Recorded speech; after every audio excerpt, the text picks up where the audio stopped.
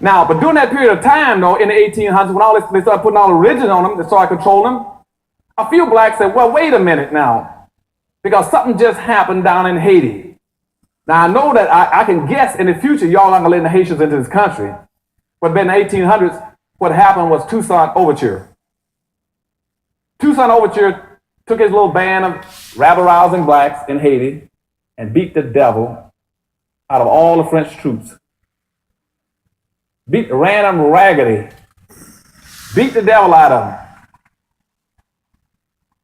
Now, that was important because for two reasons. First of all, that is the only time in Western history where the white society blinked and black folk took advantage of them and beat them.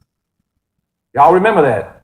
Only time in history that blacks ever broke free of that conditioning system I told you in 1710, the same one they used again in in the Korean War. And again, the reason I want to point out that system to you, that brainwashing system, why is it so important? You all remember this, and why it's so important. And that's why I must give the dominant white society praise for this. I mean, they're some very smart people. Very smart. Why did I say that? Because, you see, the people that put that system on black folk in 1710, they had the equivalent of a third or fourth grade education. And here we are today, 250 years later, or 200-some years later, almost 300, and black folk with doctor's degrees and master's degrees can't figure it out.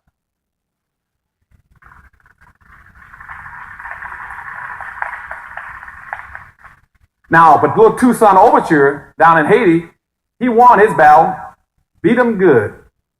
Now that meant when he beat him, though, they finally tricked him and said, well, now that you've beaten us, would you like to come together and integrate? Whoa. He went to discuss it with them at a meeting. They captured him, put him on a boat, and shipped him to someplace in Europe, some country way in Iceland, one of those, I think Finland or someplace. And froze him to death up there in the prison.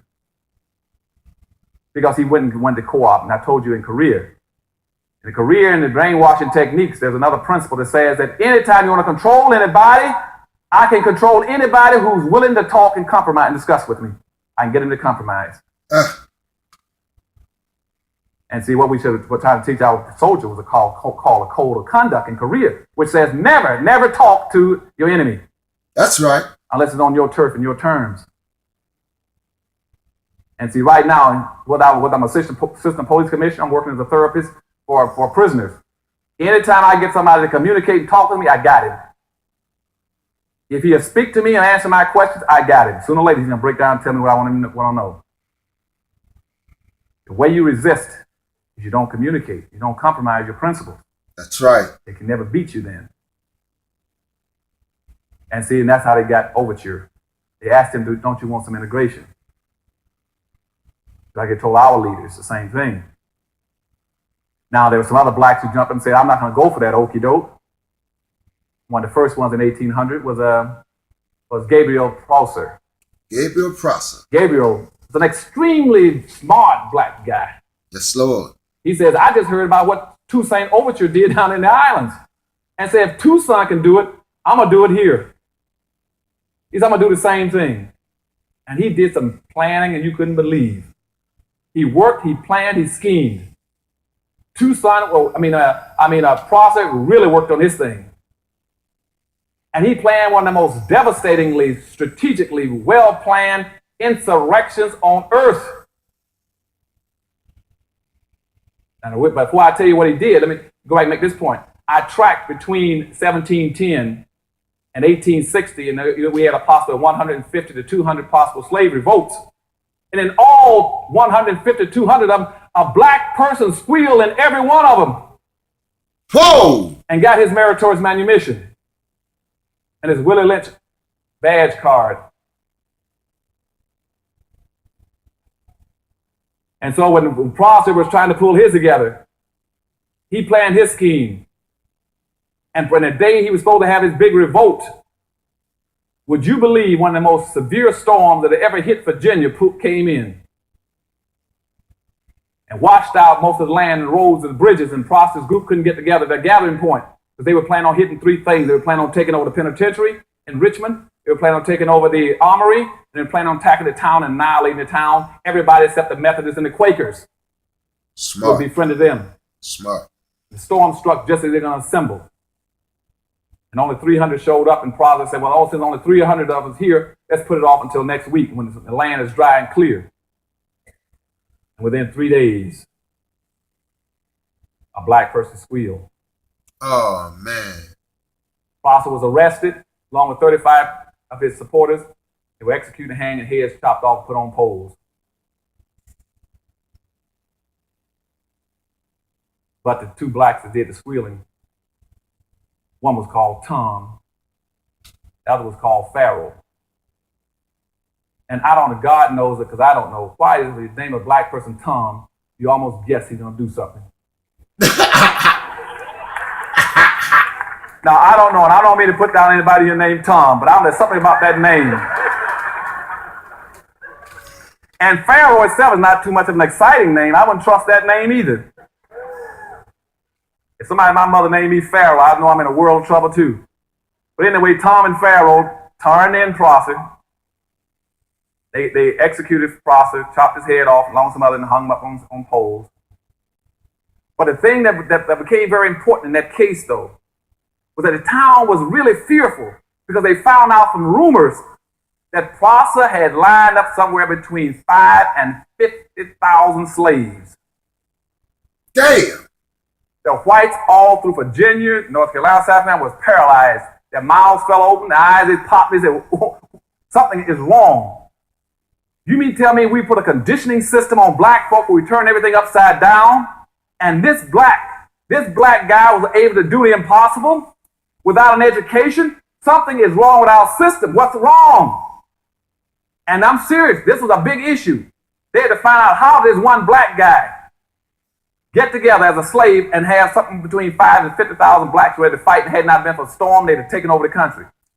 Think about the Million Man March in Farrakhan. And finally came out through another rumor, speculations, that what it was that he had beat the symbolism. Show you how important symbols are. That's why I keep talking about powernomics. To get out of your system, sometimes you're lost. You look up at a mountain, you look up at a peak, you look for the Penobscot building or the Empire State Building, you find your symbol, you can find your direction. What that black prophet done, he looked at the state seal. The state of Virginia had a seal where it had a white man lying prostrate and a black man's foot on his chest. White and the black guy was called, and in the seal it said, Verticus overcomes Tyrannus. And that black man had used that seal as his motivating force. That's Latin for guiding light for his people. That's Latin for standing up. When whites if found you that stand out, up, you can overcome tyranny. Get rid of that seal fast and put up guards around the Capitol to make sure it didn't happen again. And that was in 1800. All you have to do to overcome tyranny is stand up. That's what that expression meant in Latin. He'd heard about it. He said he's going to try it in South Carolina. Try another revolt. But VC says up front, VC organized his group. He walked around, he was a free black. He got free because he bought his own, paid $600 and freed himself. Denmark VC. He won money in a lottery. But he was very upset because he couldn't buy his children out of slavery. So VC would walk through the town in Charleston, South Carolina, telling black folk, get that hump out of your back. Straighten up. Be respectful. Take care of your own people. Look out for your own people. That's right. Quit trying to worry about everybody and look out for yourselves. That's right. And VC he was a big man too, a big broad man. He said, I'll break your back if I catch you bending over. And he planned an insurrection. He called something like about 300 to 500 together to take over Charleston, South Carolina. But he told them up front, he said, let me tell you all something. He says, I catch one black in this group trying to get meritorious manumission. He said, I'm going to snap your neck like a twig. That's right. Take him out. And he planned a revolt. And unfortunately, again, 2 days before his revolt was supposed to occur, not only was he squealed on once, he was squealed on twice. So VC was picked up along with about 37 of his people and hung. Because again, they sold him out. Then by 1831, Nat Turner, you already know about, tried the same thing a few years later, 31. Nat Turner says that I'm not even going to go through those changes. I'm not going to do what VC did. I'm not going to do what Prosser did.